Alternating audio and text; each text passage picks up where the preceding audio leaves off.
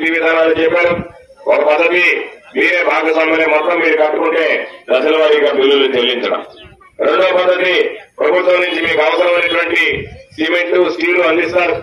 ఆ తర్వాత మీకు ఇచ్చేటువంటి భూముల్లో మీకు ఇచ్చేటువంటి బిల్లుల్లో వాటిని మినహాయించుకుంటారు. మిగతాది మీకు చెల్లిస్తారు. మీ మీద అదనం భారం పడకుండా ఉండేటువంటి పరిస్థితి. మూడో విధానం ఈరోజు గ్రామంలో ఉండేటువంటి పెద్దలను గుర్తించి వాళ్ళ ద్వారా మీకు ఇల్లు కట్టించవాలనేటువంటి లక్ష్యం. అందులో భాగంగా ఈరోజు ఈ యొక్క గ్రామానికి సంబంధించి సొంత స్థలాల్లో 144 మంది కట్టుకుంటామన్నారు. లేఅవుట్ లో 110 మందికి ఇచ్చాం.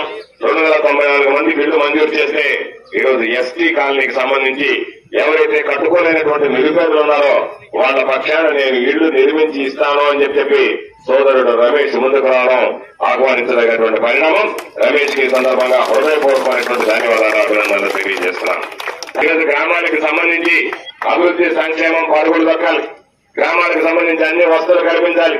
ఈ రోజు తెలుగుదేశం ప్రభుత్వం ఎక్కడా కూడా ఈ ప్రభుత్వానికి సంబంధించి చేయి చూపించేటువంటి వేడెత్తి చూపించేటువంటి అవకాశం లేదు. కాబట్టి నిద్ర లేస్తే మీరు గమనించండి. తెలుగుదేశం ప్రభుత్వం ప్రజా సమస్యల మీద పోరాటం చేయడాన్ని మరిచిపోయింది. ప్రజా సమస్యలు తెలుగుదేశం పార్టీకి పట్టడం లేదు.